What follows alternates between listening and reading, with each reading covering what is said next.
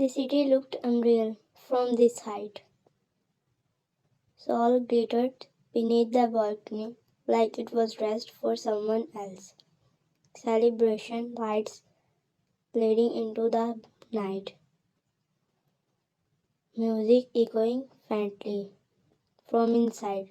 Laughter carrying through open glass doors. It was loud in there, too loud. That was why Pine had stepped outside.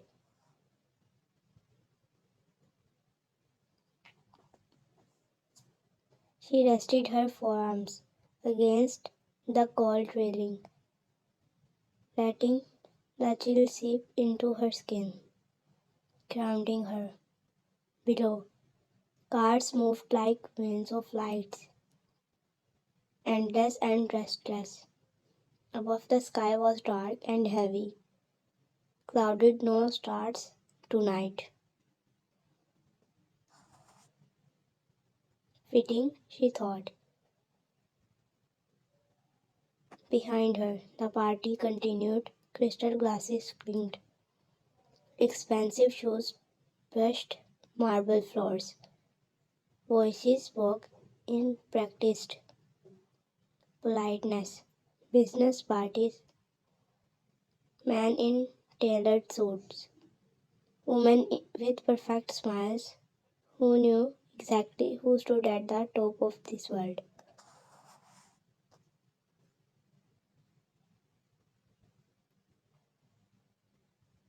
Lee Heesung's world.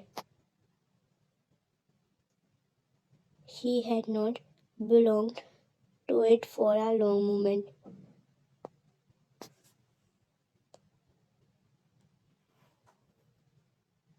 Once, years ago, she had belonged only to him. Vian exhaled slowly, her breath fogging the glass panel for a second before disappearing. Her mind,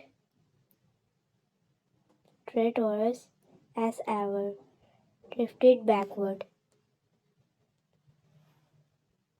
They used to sit on the roof of his childhood home, legs tackling over the edge, sharing convenience store, ice cream and dreams that felt enormous and 16. Hasan used to listen, really listen, chin resting on his knees, eyes focused only on her as if nothing else mattered.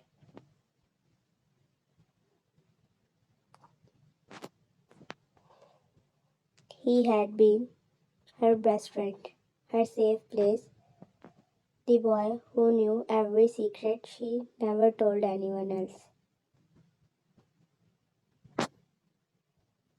And she had been his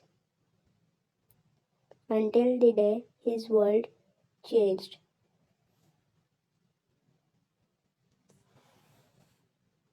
When his father pulled him into a life that smelled like blood and power and money, and the wrong way. Vian felt it before she understood it. The late nights, the pauses he laughed oft, the way his eyes sharpened, hardened, as if softness had become a liability.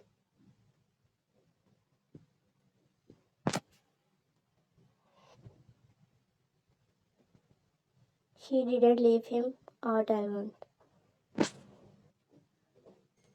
She backed away slowly, stopped calling first, answered text hours late, smiled but didn't linger, and one day, without either of them naming it, the space between them became too wide to cross.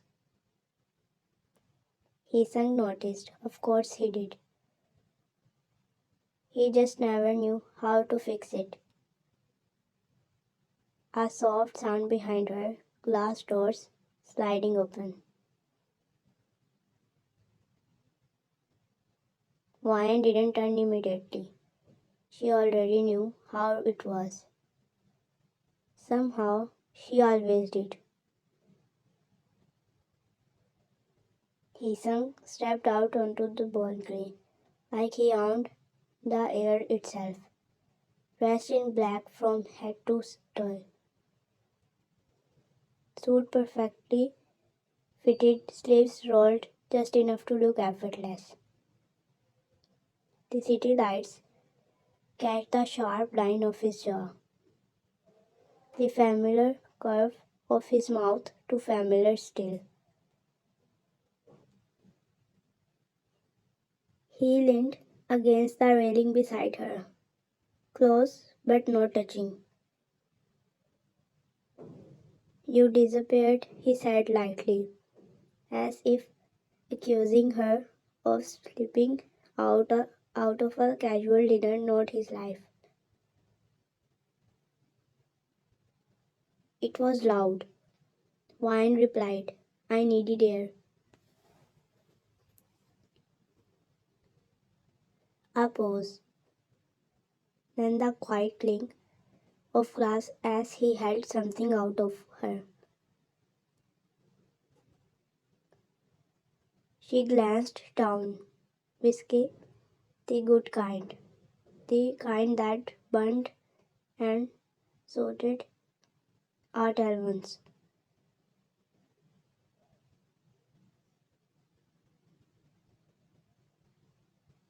You still drink it neat? He asked. Her fingers hesitated before wrapping around the glass sometimes. He hummed in approval and lifted his arm, taking a slow sip, eyes fixed on the city instead of her. That alone said too much. HEESEUNG only avoided her gaze when he was being careful.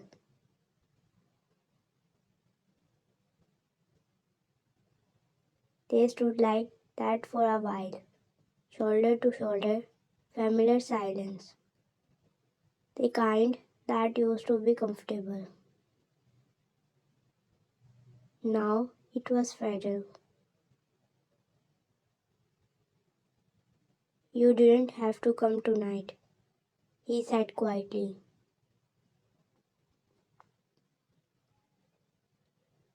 Ryan took a small sip, the warmth spreading through her chest. You invited me. I invite a lot of people, he replied.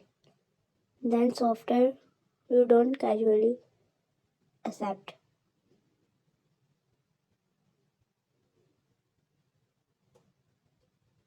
That was true.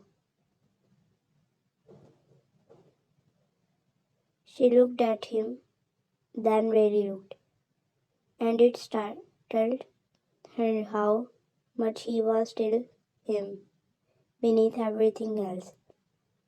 The same eyes, the same way his brows drew together when he was thinking too hard, the same presence that made the world feel smaller.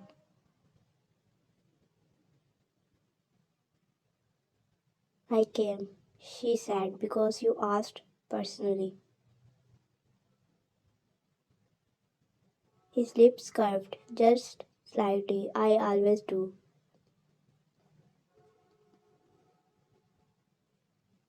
Another silence settled, thicker this time. Wyan, he said, her name heavy on his tongue. Do you hate me? Her breath catched just a little. No, she answered honestly. I don't. Do you fear me? She didn't answer right away. He noticed. That's worse, he murmured, with a small, humorless laugh. She finally met his eyes. I fear the world You choose. Heeseung didn't deny it, didn't argue. He just nodded once slow. I know. The music inside swelled, bass vibrating through the glass. Somewhere behind them, someone laughed too loudly. He turned toward her fully now, leaning one elbow on the railing, studying her face like he was memorizing something precious.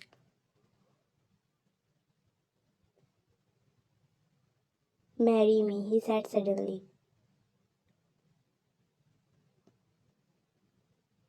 Vian froze. For a heartbeat, she thought she misheard him. What? He smiled, not nervous, not uncertain, fond. Like he had accepted this reaction all along. Marry me, he repeated, voice steady, be my wife.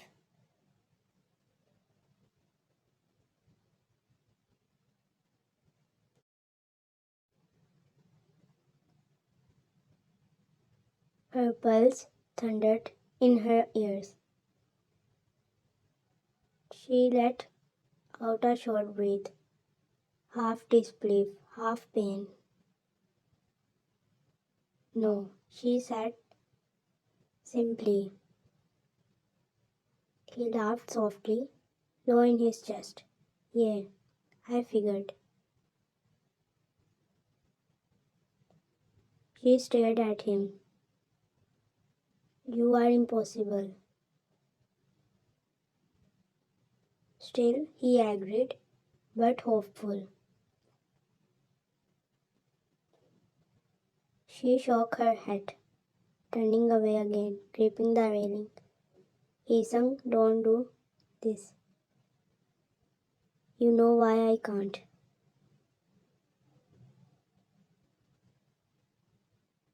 What if, he said gently, I leave?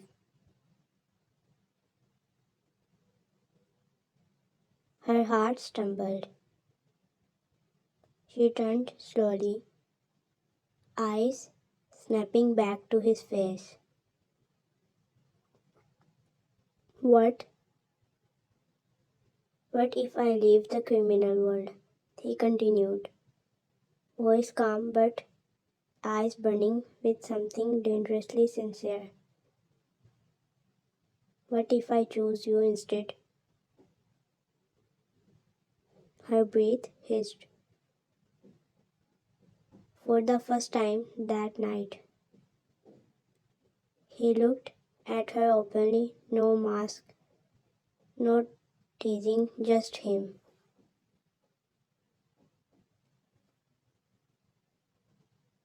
I already told my father I am not ready to take his position. He said, I can work as a CEO in his legitimate company or somewhere else entirely. And if he doesn't agree, his lips twitched. I have plenty of positions.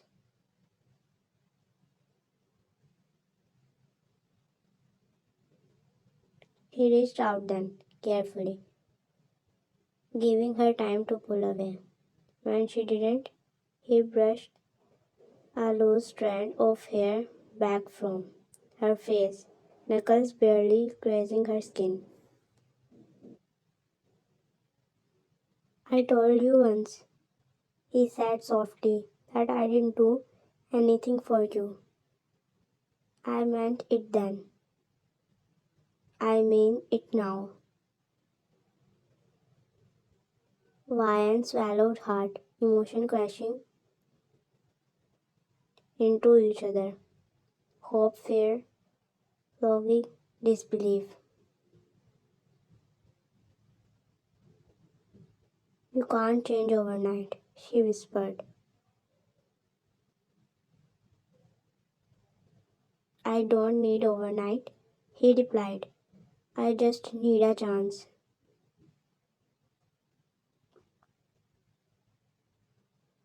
The city seemed to hold its breath with them. Inside, the party continued, unaware that something fragile and enormous was unfolding on a quiet balcony.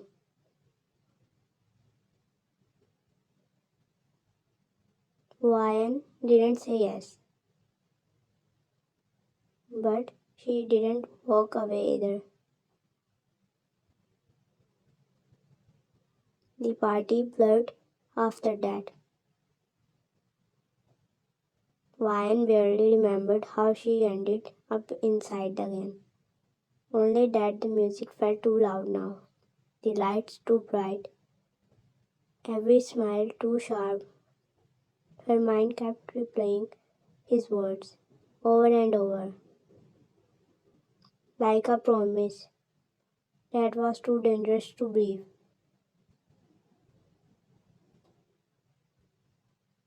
What if I leave?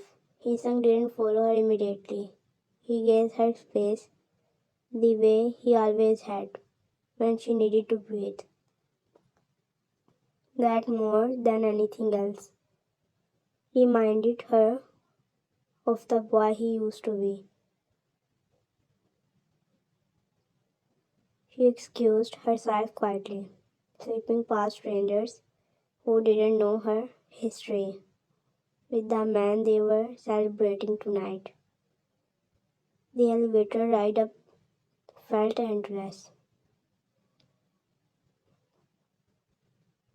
When the doors opened to the private floor, the noise disappeared instantly, replaced by a hush that felt intimate and heavy. His bedroom was dim, lit only by the city glow pouring through tall windows. Clean, minimal, everything perfectly placed except the air, which felt thick with things unsaid. Ryan sat on the edge of the bed, hands folded in her lap, staring at the floor.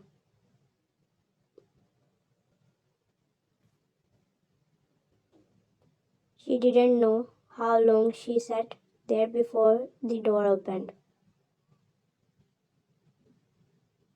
Heesung entered without a word, loosening his tie as he did.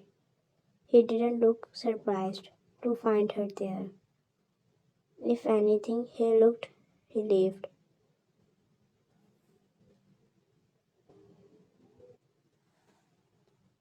You always come here when you are overwhelmed, he said quietly.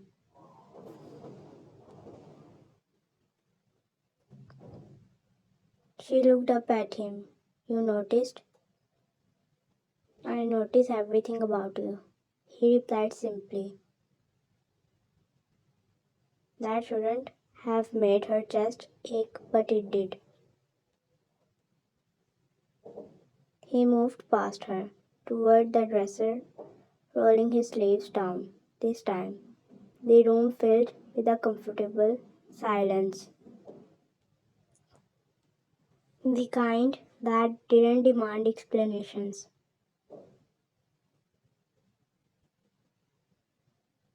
I didn't mean to corner you on the balcony, he said after a moment, but I couldn't keep pretending. Ryan nodded, I know. He stopped in front of the door, hesitating, fingers resting on the handle like he was bracing himself. Then he pulled it open and began rummaging through it,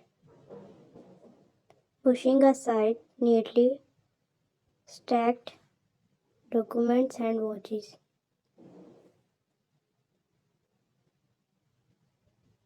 What are you doing? She said softly. Looking for something, he replied. He finally found it. A small velvet box. Vian's breath catch instantly. Heesung turned to face her, the box resting in his palm like it weighed more than gold. He didn't kneel. He didn't open it right away. He just looked at her, eyes dark and unguarded. I bought this 2 years ago, he said. Her heart clenched painfully. 2 years? He nodded. The day you stopped returning my calls. That confession hit harder than she accepted.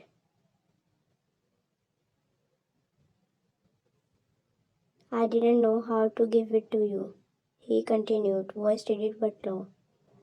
Every time I saw you, you looked like you were already leaving.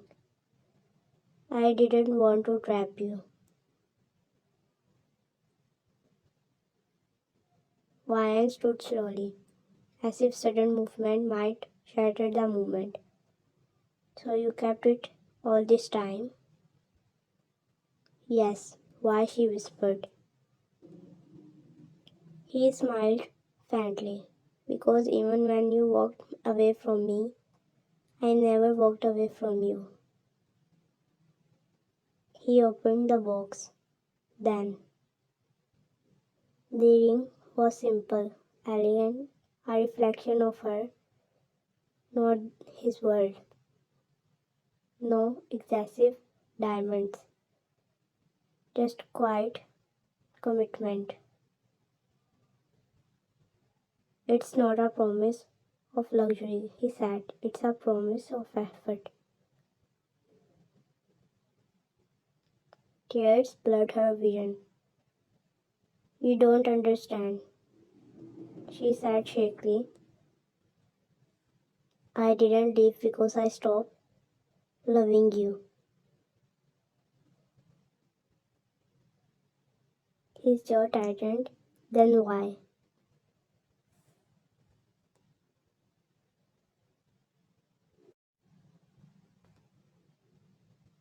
Because I was afraid I'd lose you to that world, or worse, lose myself.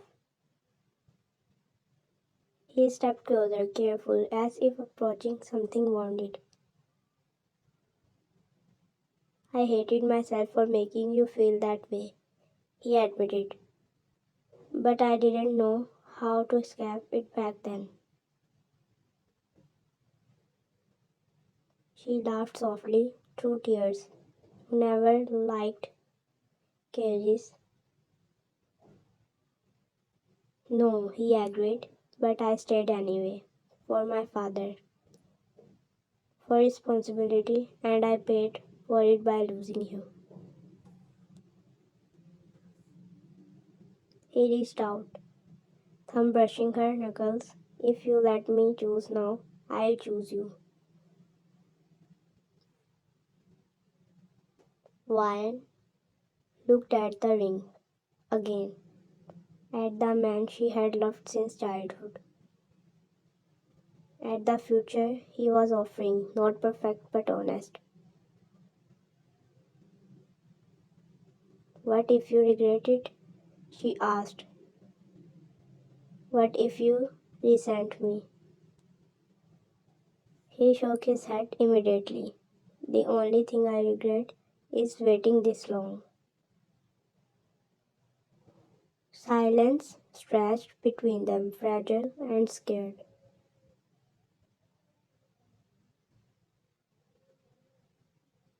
I can't say yes tonight, she said finally.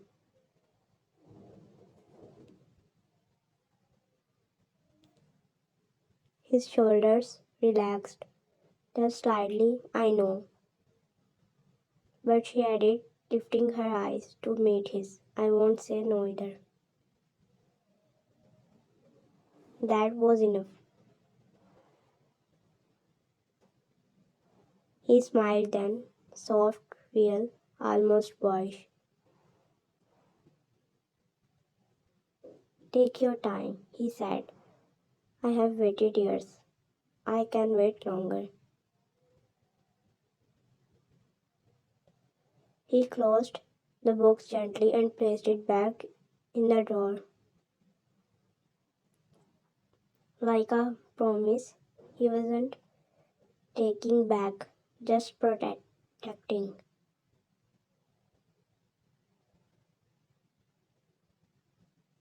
Ryan let out a shaky breath. He had not realized she was holding. Can I stay here for a while? She asked.